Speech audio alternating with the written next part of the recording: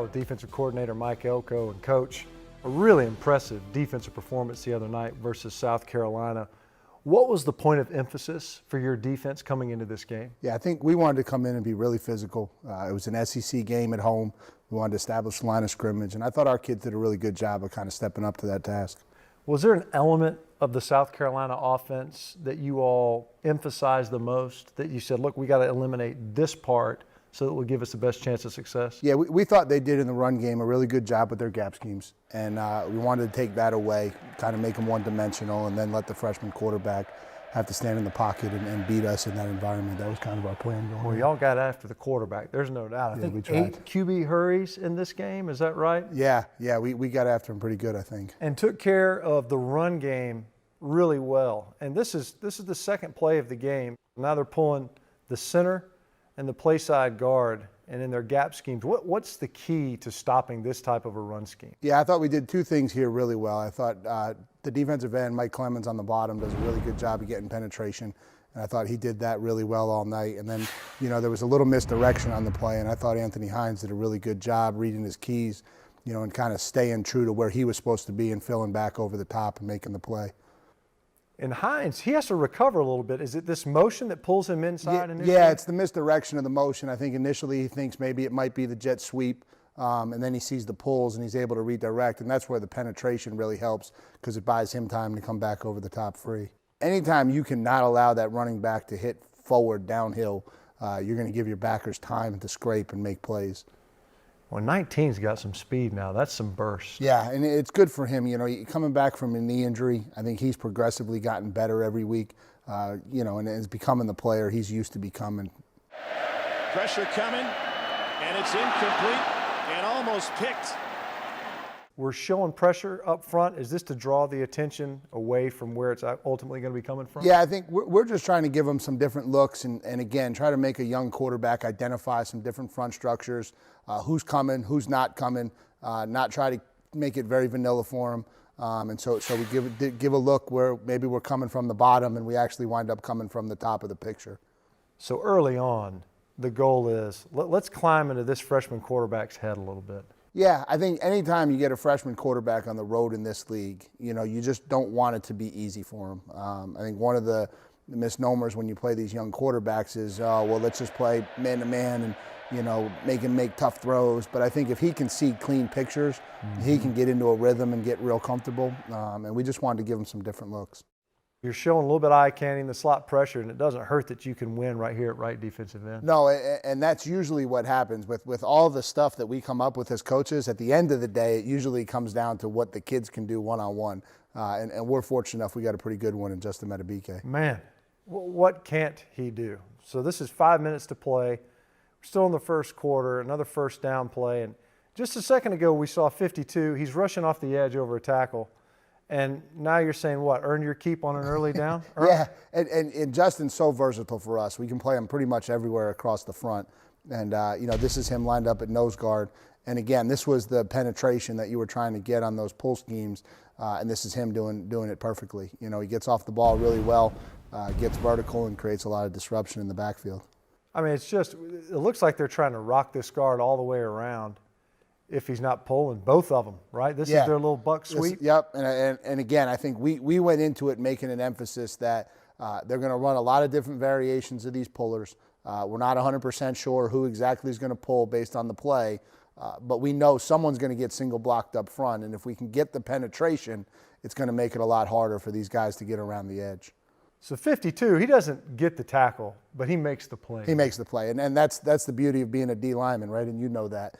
You don't get a lot of the glory in the stat sheet, but you're the kind of the guy that makes everything run. Hey, from my perspective, there is no beauty in being a D lineman. I got to be crystal clear on that one, especially guys like 52 who can line up all over the place, Howie Long style. Yeah. And here he is again. So now we've seen him in 3 different spots. He's at a 3 technique. Yep. We've seen him at a shade nose, and we've seen him rush off the edge. Yeah, that's the versatility that he affords us in our defense, and that's why players like him kind of make us smart coaches sometimes. And here's 19 running straight downhill, screaming. Yep. They're pulling 2 backside pullers, right? Guard like a little counter tray. Yep, and 5 does a good job eating 2 blockers up at the point of attack, and that's something he doesn't get a lot of credit for. He's a big, massive guy that does that a lot, and that's another thing that doesn't show up in the stat sheets very often. And all of that allows 19 to do a really good job reading it and taking the shot. Takes on the double team, even split the double team. Yeah. Safety coming, pressure, and it's incomplete. South Carolina 0 for 4 on 3rd down tonight.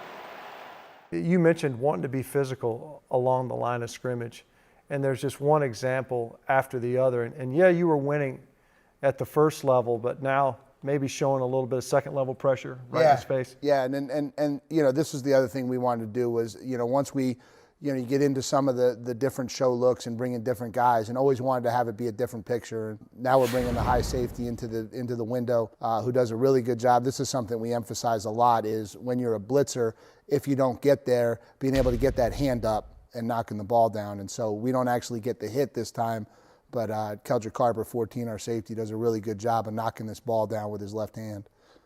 And we're already mugging up a backer, right? So he's mugged on this guard to occupy the guard. Is that the idea? Yep. And then you bring the safety. Is it opposite the protecting back, or was this just a predetermined side? Kind of predetermined side. And we were just trying to show one thing and bring something different. I think that's kind of the tricks you're always trying to play with the offense. Well, they're one shy. The guard's occupied, tackle's occupied, you get a free run at the quarterback. Yeah, and again, that's where so much of this game early in the down and distance helps you, because you feel a lot better doing things like that when it is 3rd and 8, when it is 3rd and 9. Those things are a lot harder to run on 3rd and 4.